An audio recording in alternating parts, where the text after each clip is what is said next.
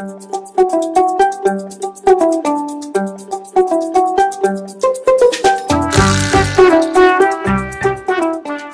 fi dalal tey Ablaye Diagne di responsable maire national mouvement des élèves étudiants républicains Ablaye Diagne ñoo ngi lay dalal fii ci Sénégal di la bàyyi nga nuyu suñu mbokku internet yi.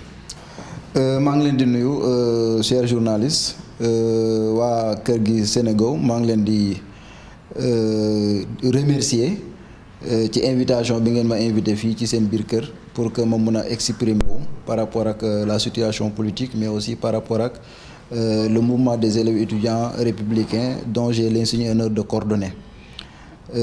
di remercier aussi le peuple sénégalais di ñu déglu bi nga xam ne moo ñuy déglu pour que au moins ñu mën leen a wax suñu xalaat ci mbir mi ak ni ñu gisee actuellement terrain politique u sénégalais bi ni muy doxe.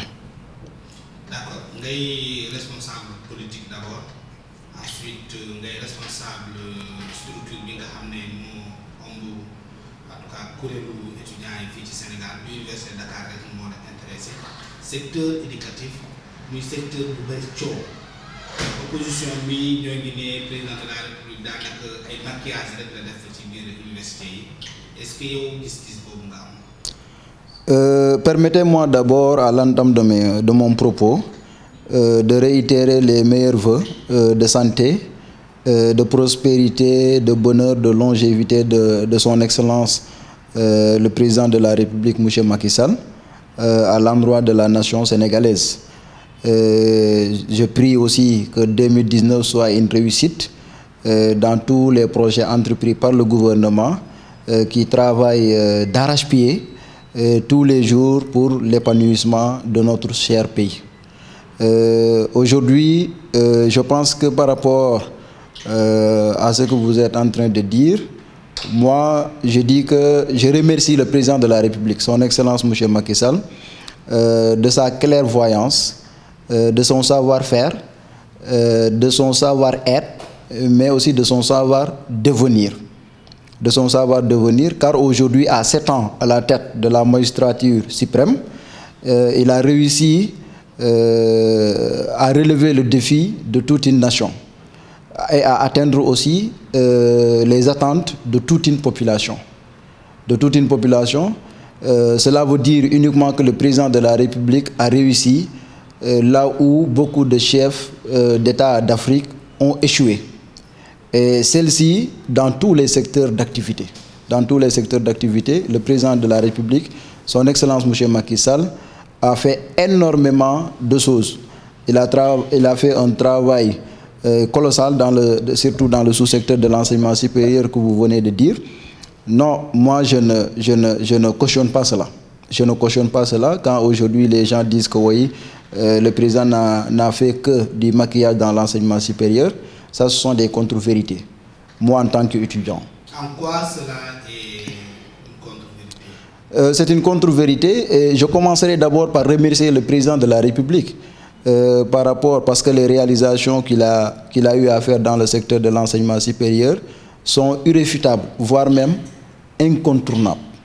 Le président Macky Sall, déjà dans le domaine de la promotion des sciences, d'infrastructures, d'innovation dans ce sous-secteur, il est le maître incontesté. Il est le maître incontesté dans la mesure où nous avons vu aujourd'hui l'amélioration notoire des conditions sociales des étudiants. Cette amélioration peut être donnée ou bien peut être expliquée à travers l'augmentation du pouvoir d'achat des étudiants. Parce que le président a pris une décision historique récemment dans le sous-secteur de l'enseignement supérieur, allant dans le sens d'augmenter les bourses des étudiants.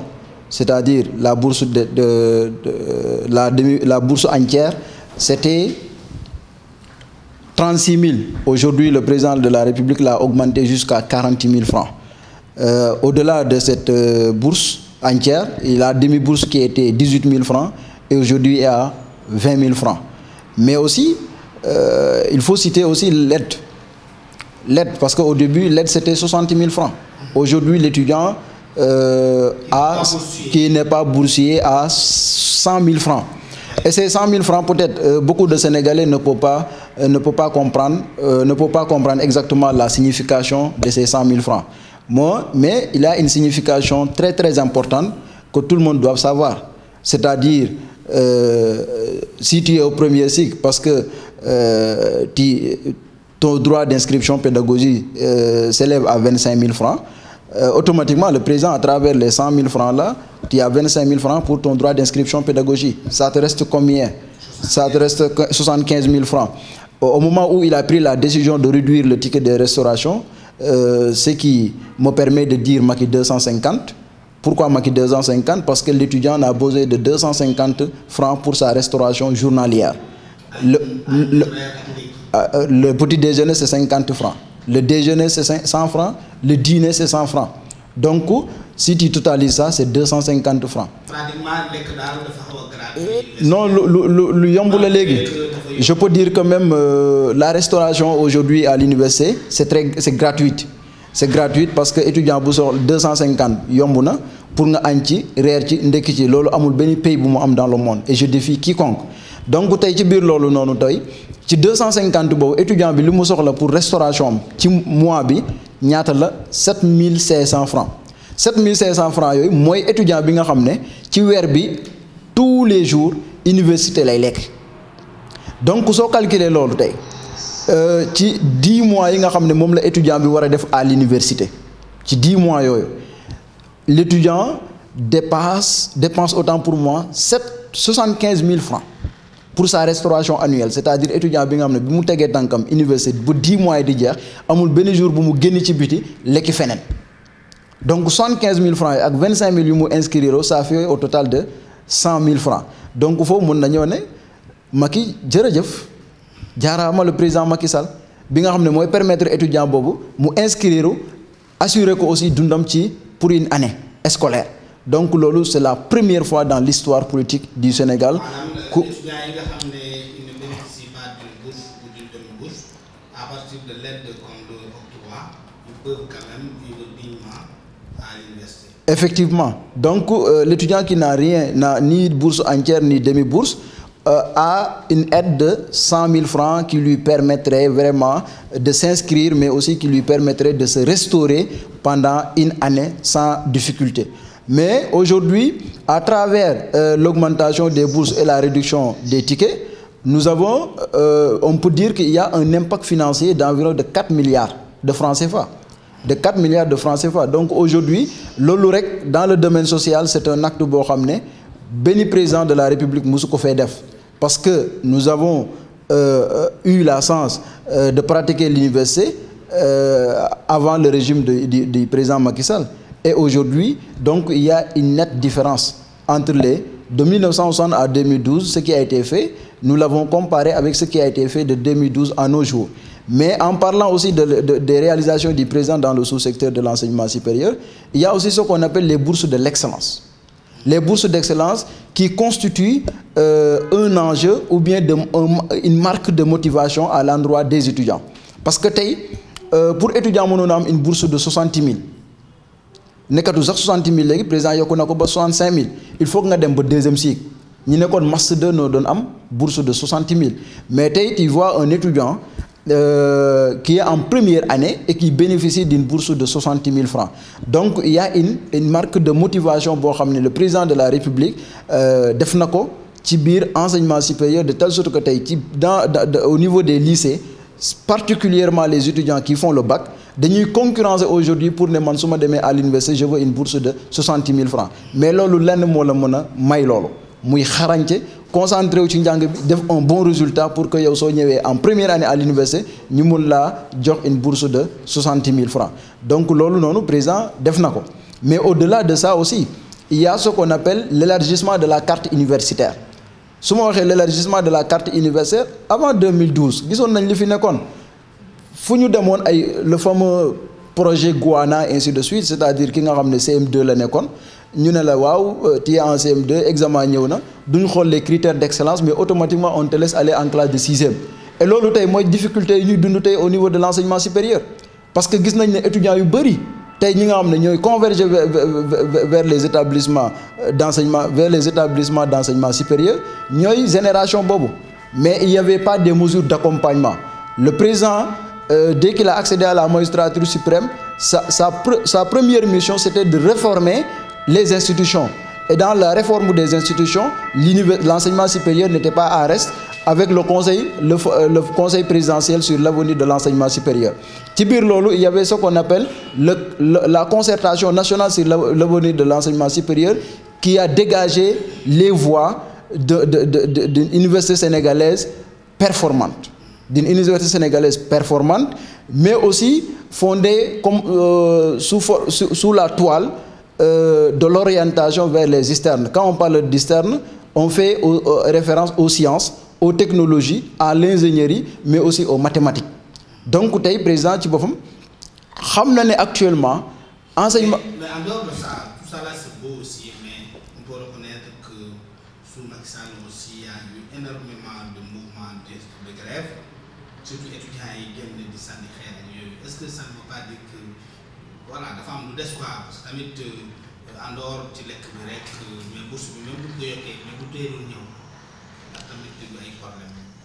Xam nga système boo gis un processus lay doon processus boobu ci biir processus boobu mënul ñàkk ay difficultés man mii di wax ak yow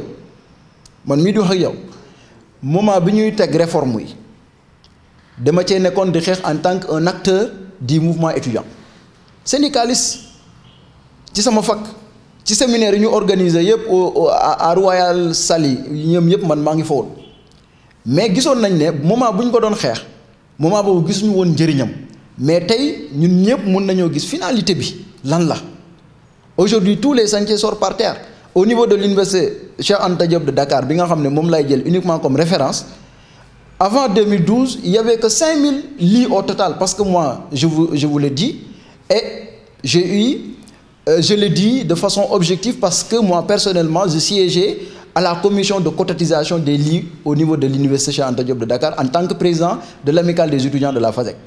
ci biir loolu noonu permettre woon ma xam exactement le nombre de lits qui existaient à l'université mais de 2012 jusqu'à nos jours le président Macky Sall en un mandat de 7 ans il a construit 6844 lits déjà livrés sans pour autant compter même les 18 000 lits qui sont encore en cours de construction. L'université Cheikh Anta Diop de Dakar n'a jamais eu un hôpital. Ça a été une revendication, moi-même je l'ai revendiqué. C'est un service médical. Un service médical qui ne pouvait pas prendre en charge le problème des étudiants. On était obligé de les évacuer à Fann, à l'hôpital principal et ainsi de suite. Donc aujourd'hui, le président Macky Sall, Sodemé à l'université, au niveau du service médical, il y a un hôpital à 4 étages qui est en cours de construction. Un hôpital à 4 étages qui est en cours de construction, mais aussi le plateau médical. Récemment, le président de la République a octroyé à chaque université au minimum 2 ambulances médicalisées. Donc, mais non, ku ne li maquillage la da ngay wax lu la neex. C'est dit concret. Même pas de idée si nga xamné yeen ñi nek au pouvoir mo ngeen di ndam di ko tiitero ay toj la yeen di waat la mais xam nga toj la yëkëti waat man de lolu ay rétane la ma def bima ñëwé université première année xam nga fan la logé won pavillon N ñi ñëw à l'université 2011 xam nañ pavillon N ou bien avant 2011 pendant l'hivernage la wax gis nga su doon taw dañ doon tiit parce que nu ñu mën a def suñu chambre day inondé je peux dire que toutes les chambres qui étaient au rez-de-chaussée dañ doon inondé ça c'est de l'insécurité totale ngay gis pavillon yi di senn loolu noonu su le président Macky Sall toogoon ba pavillon yooyu daanu musiba lay doon tollé lay doon moo tax ci biir loolu bu mu ñëwee xoolal nombre de lits yi fa nekkoon nga comparé ko ak li mu construiraat di nga xam ndax daa toj defaraat defarul de defar na toj na defar na mais yokku ci donc tey mën naa laa wax ne kon su may comparer les 5000 parce que 5000 yooyu noonu ci ancien pavillon yooyu lañ bokkoon ci loolu lañ koy comptabiliser donc 5800 yi fan lañ jóge 5800 yooyu lañ jóge complété na 5000 yi nga xam ne ñoo fi nekkoon ba mu construire waat yeneen 5800 li tegaat ko ci donc suñ compté waatoon tey moo tax ñu nekk tey à 6844 lits c'est-à-dire ci li nga xam ne moom la tojoon moom la remplacer construire de nouveaux pavillons pour améliorer les conditions de vie des étudiants donc je pense qu'aujourd'hui tout Sénégalais tout étudiant doit saluer ces efforts que le président a consentis dans le sous-secteur de l'enseignement supérieur. Il a une vision pour ce pays.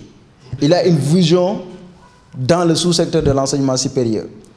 Il a créé l'université de Ampateba, Amadou Makhtar Mbow de Diamniadio, pour 30 000 étudiants. C'est-à-dire pour désengorger l'université de Dakar, qui a dépassé sa capacité d'accueil. Il a créé l'université du Sine Saloum.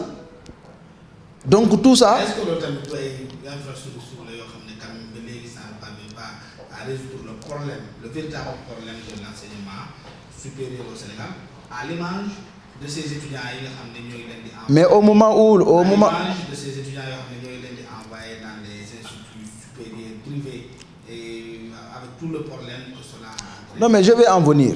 Je te dis qu'aujourd'hui le président de la République, à travers l'élargissement de la carte universitaire, a construit de nouvelles universités. L'université Amadou Makhtar Mbow de Diamniadio en est un exemple parfait. Il y a l'université aussi du Sine Saloum qui cette année-ci a accueilli plus de 7500 étudiants. Mais au moment où l'université Amadou Makhtar Mbow n'a pas été encore livrée, le président de la République a trouvé une autre alternative. L'autre alternative, c'était quoi? De 2012 jusqu'à nos jours, il y a combien d'étudiants qui ont été orientés dans le privé? Est-ce que cela a une fois existé? Non. Avant 2012, quand tu n'avais pas eu les critères pour accéder à un établissement d'enseignement supérieur public, tu es obligé de retourner chez toi. Surtout quand tu es un fils d'un paysan, tu es obligé de retourner chez toi pour cultiver tes terres. Mais aujourd'hui, le président de la République a dit que non, il faut qu'il y ait une équité sociale. L'équité sociale, c'est quoi? Tout nouveau bachelier qui a son bac, tout élève qui a son bac, va accéder à un établissement d'enseignement supérieur. C'est pour cela qu'il a pris la mesure d'orienter plus de 41 000 étudiants de 2012 à nos jours dans le privé. Donc je pense qu'aujourd'hui, c'est un acte à saluer. Et ces gens-là, récemment, ils ont organisé une activité de remerciement et de félicitations à l'endroit du président de la République. Maintenant, quand tu n'étais pas un fils d'un riche, tu ne pourras pas aller continuer tes études dans ces écoles parce que tu payes énormément d'argent. Alors qu'aujourd'hui, le président de la République a pris tout en charge. Donc, c'est une mesure que nous devons saluer, c'est une mesure sur laquelle tout le monde universitaire, toute la population sénégalaise doit le remercier par rapport à sa vision pour le Sénégal parce qu'il comprend nettement à travers l'axe 2 inscrit sur le plan Sénégal émergent qui est le capital humain, qu'on ne peut pas développer un pays sans la formation de ces jeunes. Mais il y a d'autres mécanismes que je n'ai pas encore cités. C'est le fonds de financement pour la formation professionnelle et technique des jeunes, le 3FPT. Vous regardez, il y a des antennes partout, dans tous les départements, dans toutes les régions. Donc aujourd'hui, ça aussi c'est un mécanisme sur lequel les jeunes, les étudiants peuvent s'appuyer pour au moins continuer leur formation. Si tu es au premier cycle, le 3FPT te prend en charge à hauteur de 90%. Au moment où tu devais payer 3 millions, ainsi de suite, tu ne payes que 300 000 francs. Ça, aujourd'hui, ce sont des mécanismes que le président a mis sur place. Non, c'est la réalité. Le 3FPT est ici à côté de nous. À côté de nous. Donc, je pense que ce sont des actes concrets, visibles et palpables, qu'on touche.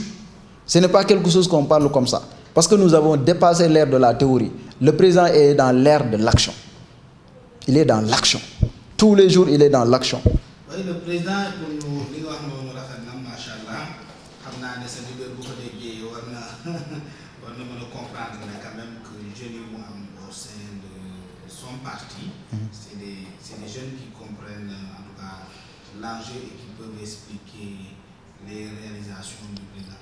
mais bu weesoo loolu tamit ay acteurs politiques ñu génn ci pratiquement nous sommes à la fin du mandat président Macky Sall def na 7 ans mu ngi prétendre en tout cas à un autre mandat de 5 ans est-ce que jàpp nga ne lu mu réussir en 7 ans man na ko réussir ci 5 ans yi di la. balaa may ñëwaat ci question boobu damay yeggale ci fi ma nekkoon parce que daa am benn affaire bu importante bu sénégalais di fàtte wala di ignorer muy l'université virtuelle du Sénégal qui est la deuxième université du Sénégal. Pourquoi je dis que c'est la deuxième université? Parce que à part UCAD moo ëpp ay étudiants mais il y a un système parce que le président Macky Sall je pense que je peux dire que en termes de promotion d'infrastructure d'innovation c'est le maître incontesté. Au-delà même de l'université virtuelle qu'il a créée, son objectif, sa vision, c'est quoi? Que étudiant bu nekk ak foo mën a nekk ci réew mi mën ngaa toog sa kër di jël sa cours di jàng normalement examen jot nga def sa examen sans difficulté majeure sans nga déplacer ou sans nga dugg ci amphi. Ça c'est un système qui est révolu. L'étudiant n'a plus besoin d'aller à l'amphithéâtre pour écouter son professeur ou bien pour prendre ses cours. Non, l'étudiant reste chez lui. Il voit son professeur, il entend son professeur, il travaille avec son professeur, il réussit à l'examen. Et le président de la République, pour réussir cela, il a mis sur place ce qu'on appelle les ENO, les espaces numériques ouverts. Et aujourd'hui, on peut noter combien d'espaces numériques ouverts. Il y a déjà 8. Au niveau de Dakar, il y a le ENO de Mermoz qui est là à côté. Il y a le ENO de Guédiawaye, de Pikine, de Louga, de Rufisque, de Kolda qui a été déjà livré. Mais il y a aussi de Saint-Louis et de Louga, de Diourbel. Donc, loolu noonu daa nekk yoo xam ne objectif bi xam nga fan la nag chaque département égal. C'est ça le projet te ñoom ci projet boobu lañ nekk. Mais à part au-delà de ça aussi am na lu ñuy wax les ISEP, les instituts supérieurs d'enseignement professionnel. Institut supérieur d'enseignement professionnel man loolu Chine rek laa ko gis. Chine ñoom ñoo ko adopté et c'est un système boo xam ne tey kenn mun a amatul benn comparaison dans le monde parce que mu ngi def ay résultats yu kenn xam ne kenn ci ñun xalaatu ko woon moment bu ñu koy ñoom di koy créer te déjà il faut partir à Thiès. L'ISEP de Thiès est fonctionnel et vous verrez d'ici 2 ans 3 ans. Donc le président de la République xamal nañu ne étudiant bi soxlawul nga dem université def fa 5 ans pour être professionnel. Non. Soo defee 2 ans à l'université à travers une formation professionnelle, automatiquement tu peux être opérationnel dans le marché de l'emploi. Ci monde boobu lañ toll. Mais aujourd'hui, quand je parle de l'opérationnalisation dans le marché de l'emploi, le président de la République, au moment où il a augmenté les droits d'inscription pédagogique des étudiants, pourtant, il y a un décret sorti allant dans le sens de dire que même si l'étudiant s'inscrive à 25 000 francs, donc les 10 000 francs, ce sont les droits d'inscription administratifs, les 15 000 francs, ce sont les droits d'inscription pédagogique. Mais ces 15 000 francs-là, c'est pour l'étudiant. Parce qu'il a dit que les 60% des droits d'inscription pédagogique de l'étudiant seront consacrés à sa formation professionnelle. C'est-à-dire les universités doivent recruter déjà à présent des professionnels. Des professionnels qui viendront dans les amphithéâtres parce qu'il y a des enseignements, il y a des modules que les professeurs qui ne se trouvent pas dans le curricula des universités publiques. Donc, il faut recruter des professionnels. Pour que l'étudiant, dès qu'il termine sa formation au niveau de l'université, soxlawul demande dans une école de formation pour être opérationnel dans le marché de l'emploi. Mais à partir de l'université, automatiquement, cet étudiant-là sera opérationnel dans le marché de l'emploi. Donc, ci biir loolu neenu dama laa bëgg a leeral ne rek récemment rek mu ngi doon encore di inaugurer le centre d'essai et le centre de recherche et d'essai de Koki. Et il le multiplie. duñ dem fenn ñun nag tey suñu objectif nuñ maire national dinaa ci wax parce que au vu et au su de toutes les réalisations que le président de la République a fait dans le sous-secteur de l'enseignement supérieur, ñun suñu bopp dañoo taxaw pour dugg ci àll bi cœur par cœur wax ak la population, sensibiliser la population, conscientiser ko par rapport à la vision globale du président de la République, son Excellence monsieur Macky Sall, à la tête de ce pays. Dafa am fu muy jëmal Sénégal. Il a dit que l'émergence en 2035 duñ fa yegg. Non. Avant 2024, le Sénégal sera le pays le plus émergent en Afrique. Donc tey maire national tey ñun on a un plan d'action boo xam ne yàgg nañ ci bi ñu nommé ba léegi ñu ngi ci di ci liggéey affaire bi wax naa ko keroog du ay tintamarre du ay rassemblement travail de terrain la travail de proximité la jege la population xool lan mooy seen problème ñun ñu mën a wax ak ñoom xam aussi exactement lan la leen président defal te ñoom xamuñu ko. Question de sensibilisation, la question de conscientisation là. Et je lance un appel à tous mes camarades de l'Alliance pour la République, en particulier et en général de la coalition Benno Bokk Yaakaar et de la majorité présidentielle d'aller sur le terrain, mouiller le maillot. Parce que président balaa muy doon président ci terrain bi la nekkoon. Il a fait le tour du Sénégal 2 fois, 90 000 kilomètres à 2 reprises. Donc tey ñun suñu bopp loolu waratul nekk liggéeyam suñu liggéey la war a doon et le maire national tey si le président de la République bi nga xam ne moo am pouvoir le président de notre parti nous donne les possibilités les moyens qu'il faut ñun on va faire ce travail parce que bientôt on va organiser la caravane de l'émergence, la première phase de la caravane de l'émergence bi nga xam ne dinañ wër les 5 universités et dans ces universités là il y aura un travail de proximité. Dugg ci chambre étudiants yi waxtaan ak ñoom xelal leen xamal leen exactement li fi Macky def et loolu noonu jar na aussi ñu falaat ko pour mu mun a yeggale liggéey bi muy def ci enseignement supérieur. Mais au-delà de cela aussi nous allons la deuxième phase de cette caravane de l'émergence sera sanctionnée par la tournée au niveau des 45 départements parce que dans chaque département on a un maire départemental. ñu ngi ci léegi nga dégg ñu. Le 19 mi dañuy dem Ziguinchor parce que su ma la waxee réalité bi presque def naa Thiès def naa Bambey def naa Saint-Louis keroog maa ngi woon Saint-Louis donc tey Ziguinchor moo ma dese mun naa ne kon caravane de l'émergence presque jeex na pour la première phase. La deuxième phase c'est avec les maires départementaux mais avant les maires départementaux il y aura une réunion une assemblée générale des maires départementaux yoo xam ne ñoom ñëpp dañ leen di convoquer au minimum il y aura 500 membres parce que mënuñoo convoquer membres yëpp dañu jël chaque département 10 personnes sur les 45 départements en mine de rien on a 450 membres yoo xam ne ñooy toog xool càmbar nañ la ñuy defee la caravane de l'émergence. ñun déjà bi ma jëlee maire national liggéey bi ma njëkk a def mooy la le recensement des élèves et étudiants de l'Alliance pour la République te ci fiche boobu day am le nom le prénom date et lieu de naissance le numéro de la carte d'électeur la localité le numéro de téléphone son email ci travail boobu lañ nekk. Au-delà de ça il y a des commissions mobiles yoo xam ne à tout moment au niveau de Saint-Louis de Dakar de Ziguinchor ainsi de chaque soir dañuy dugg dans les chambres des étudiants di def visite de proximité keroog à Dakar bi ñu may defal le compte rendu en 48 heures dañ maa indil plus de 400 adhérentes la wax de ay jigéen ci 48 heures ci loo xam ne entre 18 heures 20 heures la.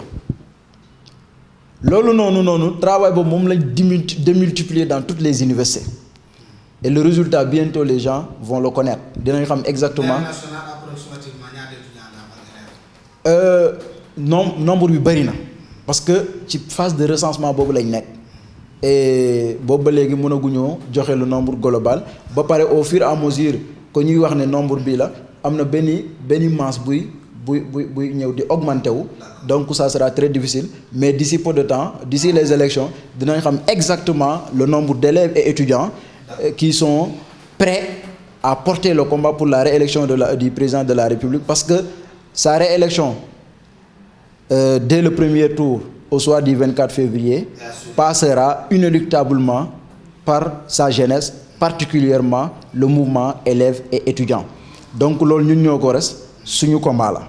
d'accord léegi yow. ngay responsable apériste pour ñu jeexal suñu entretien ban message ultime moom ngay adressé sa leader muy président Macky Sall. Le président Macky Sall dama koy remercier di ko féliciter ci d'abord confiance bu mu am ci man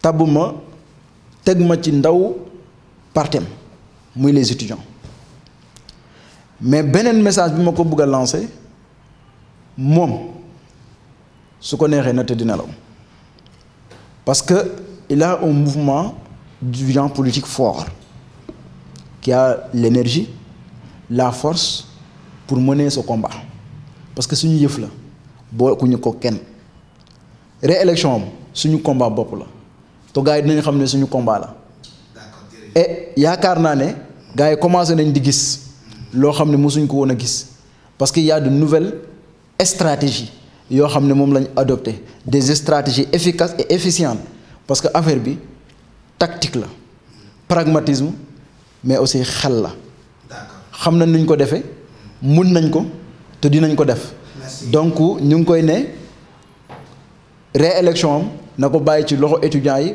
parce que étudiants yi dinañ ko gérer te dinañ ko fal à pour un pourcentage de 64 voire 70%. merci beaucoup merci beaucoup. ñoo ngi am mbégte di la dalalaat fii ci Sénégal di la jaajëfal et puis di la naa xam naa ba beneen yoon. merci beaucoup xam naa ba beneen yoon mais bëgg naa aussi dans les jours à venir ngeen invité ma benn débat boo xam ne maag Sonko rek lay doon.